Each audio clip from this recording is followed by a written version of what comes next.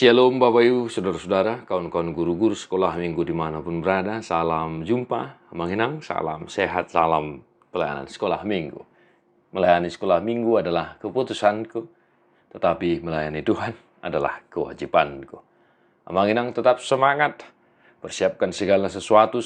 Sebentar lagi kita akan memasuki masa-masa Jumat Agung dan Paskah tentunya. Ada banyak kegiatan yang mau kita lakukan di kategori sekolah minggu ya, mengenangnya. Dan tetaplah setia Sermon, sesibuk apapun profesimu, sekali kita mau melayani, tetaplah setia untuk melayani, jangan banyak alasan. Ya, mengenangnya.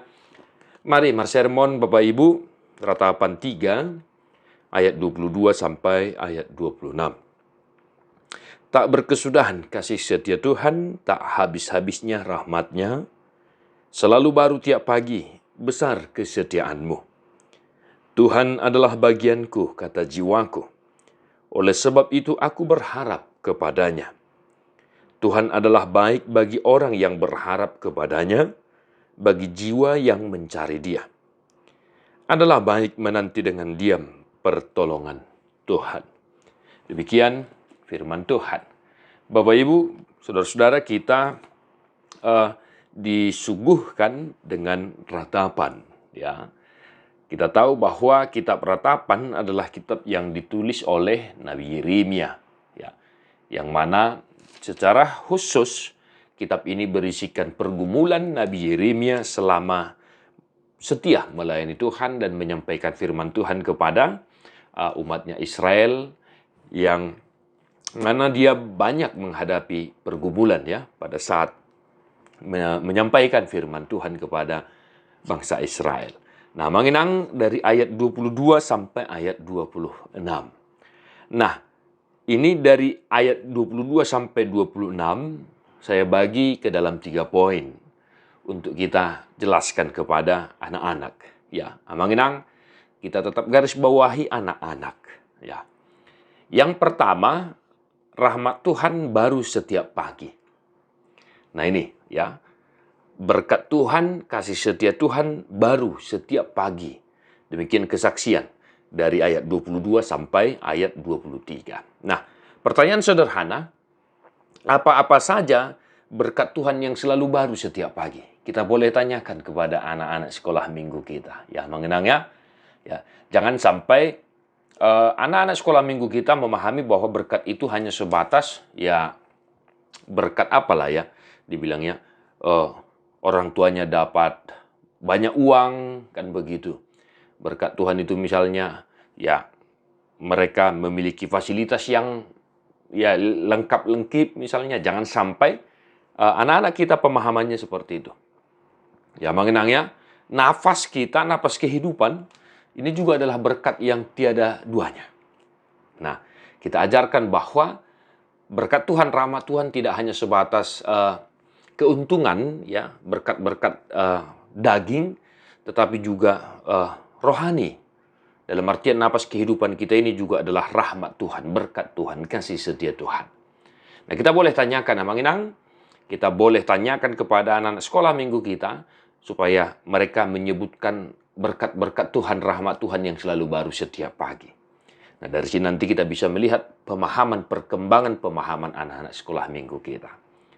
Mereka harus paham, harus mengerti bahwa napas kehidupan, kesehatan juga adalah berkat Tuhan. Nah, yang kedua, berharap kepada Tuhan dan mencari Tuhan. Ini ayat 24 sampai ayat yang ke-25.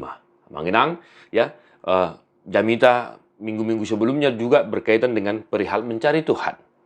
Nah, kita jelaskan apa arti berharap kepada Tuhan. Dalam hal ini, dalam teks ini, berharap kepada Tuhan artinya percaya bahwa Tuhan memberi yang baik pada dirinya. Ya, berharap kepada Tuhan artinya kita yakin Tuhan selalu memberikan yang terbaik.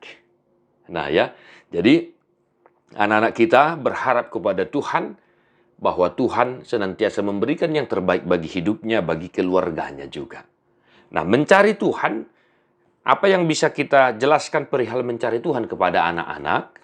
Tentunya contoh sederhana adalah mendekatkan diri kepada Tuhan dan berdoa kepada Tuhan. Ini perihal mencari Tuhan. Mencari Tuhan artinya bukan Tuhan itu hilang entah kemana-mana, kan begitu ya. Mencari Tuhan artinya kita senantiasa dekat dengan Tuhan dan kita berdoa kepada Tuhan. Demikian juga anak-anak kita. Ya, harus senantiasa dekat dengan Tuhan di setiap aktivitasnya dan jangan lupa untuk berdoa kepada Tuhan, ya. Mengenang. Nah, yang ketiga, diam dan menanti pertolongan Tuhan. Di sini tadi dikatakan di ayat 26 adalah baik menanti dengan diam pertolongan Tuhan. Nah, kita boleh jelaskan kepada anak-anak sekolah minggu kita, khususnya horong 3, ya, horong besar. Bapak Ibu saudara-saudara, apa arti diam dan menanti pertolongan Tuhan? Nah, contoh sederhana dalam kehidupan anak-anak kita adalah diam dan menanti pertolongan Tuhan, artinya jangan sampai anak-anak kita itu membalas sesuatu itu dengan sesuatu. Jangan sampai mereka membalas kejahatan dengan kejahatan. Kalau sekiranya ada yang menyakiti hati mereka, biarkanlah Tuhan yang membalaskannya. Kalau ada sesuatu hal, ya biarkan Tuhan yang menolong dia. Nah, kita ingatkan anak-anak sekolah minggu kita, lebih baik kita berserah kepada Tuhan, ya berdoa meminta pertolongan Tuhan, supaya Tuhan yang membalas. Jika ada temannya yang membuat dia sakit hati dan lain sebagainya, jangan dibalas dengan sakit hati. Tetapi biarlah dia menyerahkan kepada Tuhan dan berharap kepada Tuhan bahwa Tuhan yang menolong dirinya, menolong keluarganya, menolong hidupnya. Mengenang ya. Nah, mengenang demikian ketiga hal, ya, garis besar dari 22 sampai 26 yang boleh kami jelaskan. Kiranya kita kembangkan dengan situasi sosial, pemahaman anak-anak di daerah kita melayani tentunya berbeda-beda, ya, mengenai sumber daya manusia, pemikiran, pertumbuhan pola pikir anak-anak kita.